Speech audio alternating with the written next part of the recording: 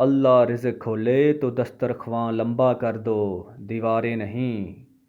اللہ کو دل اور زبان کا سخت ہونا پسند نہیں، اس لیے اللہ نے دونوں کو ہڈی کے بغیر بنایا ہے، اسے نرم رکھو۔ کچھ لوگ آپ سے اتنی ہی محبت کرتے ہیں جتنا وہ آپ کو استعمال کر سکتے ہیں۔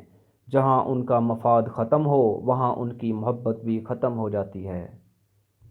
ضمیر زندہ ہو تو کسی کے آنسو پونچھنے سے بھی سکون میسر ہوتا ہے، اور اگر مردہ ہو تو عبادتیں بھی سکون نہیں دیتیں۔ اگر دوسری طرف سے کوئی رابطہ نہ ہو تو دستک دے کر پوچھ لیں کہ کیا وہ زندہ ہیں۔ اگر وہ زندہ ہوں تو یقین کریں آپ وہاں مر چکے ہیں۔ ہم کسی کو کہہ کر اپنے لیے مخلص نہیں کر سکتے، اخلاص تو ایک دلی احساس ہے، یہ خود پیدا ہو جائے تو ٹھیک، ورنہ ساری باتیں رائے گاں۔